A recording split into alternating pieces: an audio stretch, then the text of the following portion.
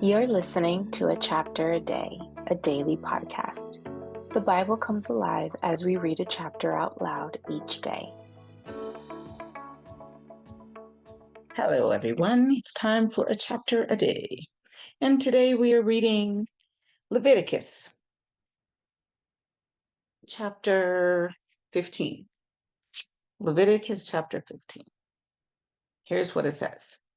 Oh, Lord. The subtitle for this is Discharges Causing Uncleanness. So this is not going to be a pleasant chapter. Let me just warn you.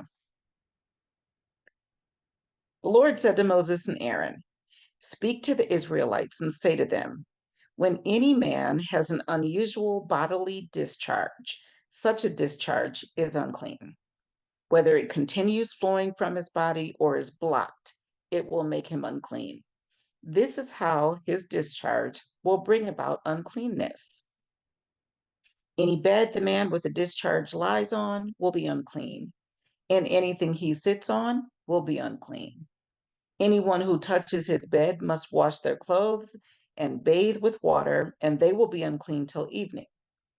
Whoever sits on anything that the man with the discharge sat on must wash their clothes and bathe with water, and they will be unclean till evening. Whoever touches the man who has a discharge must wash their clothes and bathe with water, and they will be unclean till evening. If the man with the discharge spits on anyone who is clean, they must wash their clothes and bathe with water, and they will be unclean until evening. Let's see what's on my shirt. Everything the man sits on when writing will be unclean, and whoever touches any of the things that were under him will be unclean till evening. Whoever picks up those things must wash their clothes and bathe with water, and they will be unclean till evening. Anyone the man with a discharge touches without rinsing his hands with water must wash their clothes and bathe with water, and they will be unclean till evening. The clay pot that the man touches must be broken, and any wooden article is to be rinsed with water. When a man is cleansed from his discharge, he is to count off 7 days for his ceremonial cleansing. He must wash his clothes and bathe himself with fresh water, and he will be clean. On the 8th day, he must take 2 doves or 2 young pigeons and come before the Lord to the entrance to the tent of meeting and give them to the priest. The priest is to sacrifice them, the one for a sin offering and the other for a burnt offering. In this way, he will make atonement before the Lord for the man because of his discharge.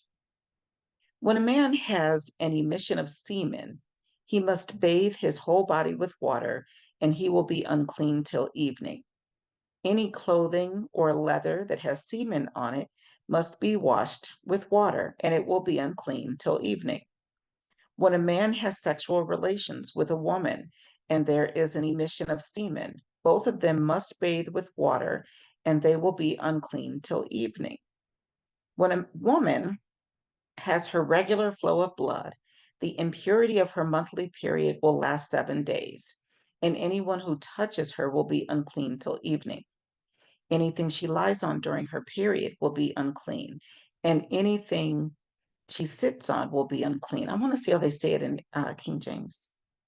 In her separation, let's see. And if a woman have an issue and her issue in her flesh be blood, she shall be put apart 7 days, and whosoever toucheth her shall be unclean until the even. Until the even. And everything that she lieth upon in her separation shall be unclean. Everything also that she sitteth upon shall be unclean. Okay. And then picking back up in verse 21. Anyone who touches her bed will be unclean. They must wash their clothes and bathe with water, and they will be unclean till evening. Anyone who touches anything she sits on will be unclean. They must wash their clothes and bathe with water, and they will be unclean till evening. Whether it is the bed or anything she was sitting on, when anyone touches it, they will be unclean till evening. If a man has sexual relations with her and her monthly flow touches him, he will be unclean for 7 days, Any bed he lies on will be unclean. When a woman has a discharge of blood for many days at a time, other than her monthly period, or has a discharge that continues beyond her period, she will be unclean as long as she has the discharge, just as in the days of her period. Any bed she lies on while her discharge continues will be unclean, as is her bed during her monthly period, and anything she sits on will be unclean, as during her period. Anyone who touches them will be unclean. They must wash their clothes and bathe with water, and they will be unclean till evening. When she is cleansed from her discharge, she must count off 7 days, and after that, she will be ceremonially clean. On the 8th day, she must take 2 doves or 2 young pigeons and bring them to the priest at the entrance to the tent of meeting. The priest is to sacrifice one for a sin offering and the other for a burnt offering. In this way, he will make atonement for her before the Lord for the uncleanness of her discharge. You must keep the Israelites separate from things that make them unclean, so they will not die in their uncleanness for defiling my dwelling place, which is among them. These are the regulations for a man with a discharge, for anyone made unclean by an emission of semen, for a woman in her monthly period, for a man or a woman with a discharge, and for a man who has sexual relations with a woman who is ceremonially unclean. I want to see what they say in verse 33.